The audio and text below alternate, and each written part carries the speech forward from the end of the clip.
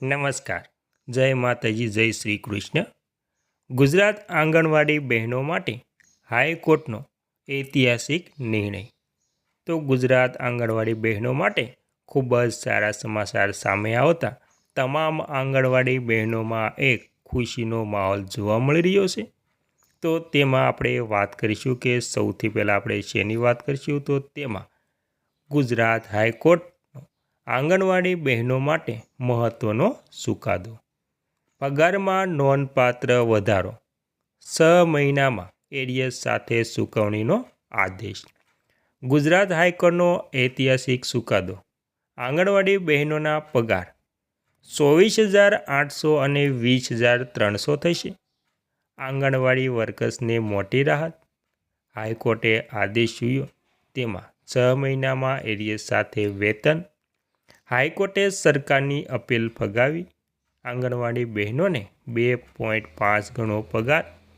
ગુજરાતમાં આંગણવાડી વર્કર્સની જીત, પગારમાં 24,800, હેલ્પર્સને 20,300। હાઈકોર્ટનો આદેશ, આંગણવાડી બહેનોને ન્યૂનતમ મજૂરી સાથે વેતન ચૂકવવું। તો મિત્રો, ગુજરાત આંગણવાડી બહેનો માટે શું છે હકીકત, તેની તમામ વાત મિત્રો આજે આપણે કરવાની છે। તે પહેલાં આપણે નમ્ર વિનંતી છે કે તમે આપણી ચેનલમાં નવા હોય તો આપણી ચેનલને સબસ્ક્રાઈબ કરી લેજો, કેમ કે આવી કોઈ પણ નવી અપડેટ આવે તે નોટિફિકેશન સૌથી પહેલાં તમને મળી જાય। અને વિડીયો ગમે તો લાઈક પણ કરી દેજો। તો આપણે વિગતવાર જાણીએ તો ગુજરાત હાઈકોર્ટે રાજ્યની આંગણવાડી વર્કર્સ AWW અને આંગણવાડી હેલ્પર્સ AWS માટે ઐતિહાસિક ચુકાદો આપ્યો છે, જેમાં તેમના પગારમાં નોંધપાત્ર વધારો કરવાનો આદેશ આપવામાં આવ્યો છે।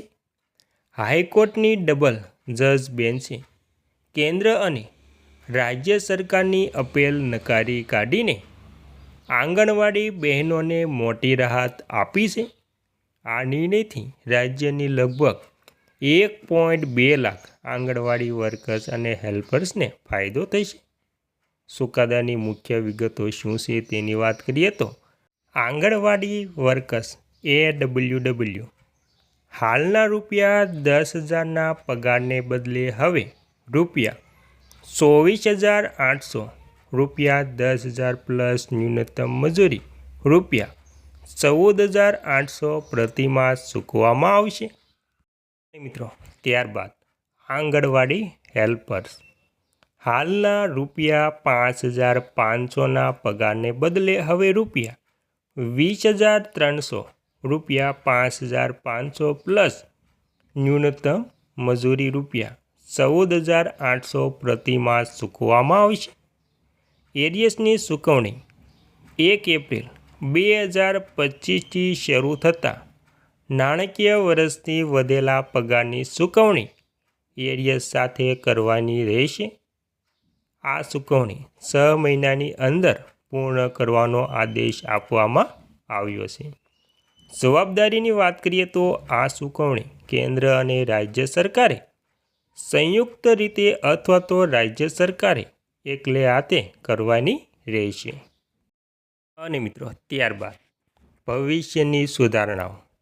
આ પગાર ન્યૂનતમ મંજૂરીમાં ભવિષ્યમાં જાહેર થનારા સુધારાને આધીન રહેશે। આ ચુકાદો 2024માં હાઈકોર્ટની સિંગલ જજ બેન્ચ દ્વારા આપવામાં આવેલા હુકમ સામે કેન્દ્ર અને રાજ્ય સરકારે કરેલી અપીલના સંદર્ભમાં આવ્યો છે।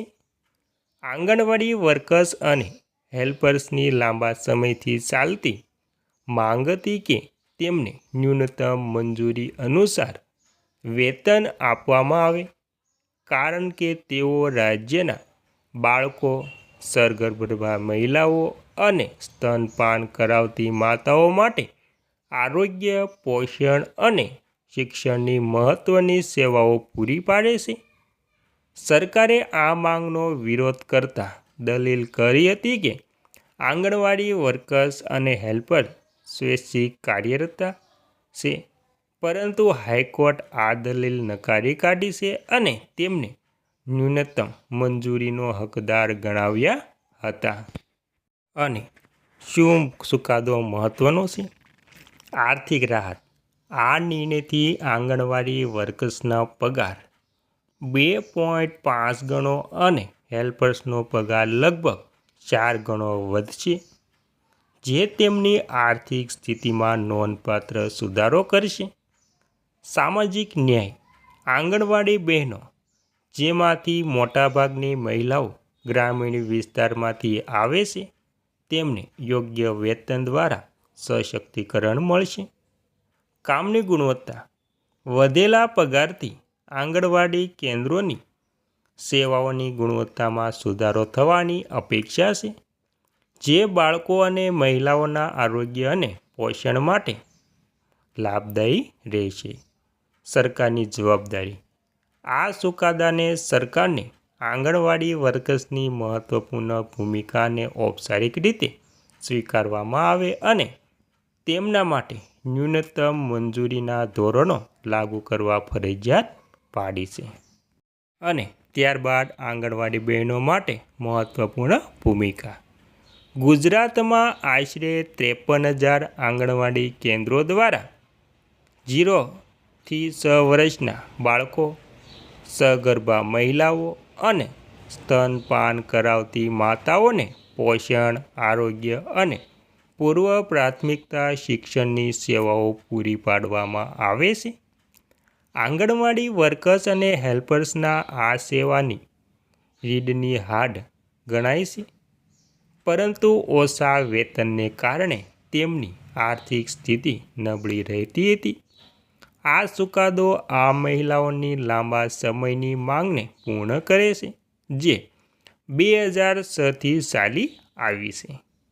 આ પહેલાં 2018માં સુપ્રીમ કોર્ટે પણ આંગણવાડી વર્કર્સને ન્યૂનતમ મંજૂરીનો હકદાર ગણાવ્યા હતા, પરંતુ ગુજરાત સરકારે આ હુકમનો પણ અમલ કરવાનો વિલંબ કર્યો હતો.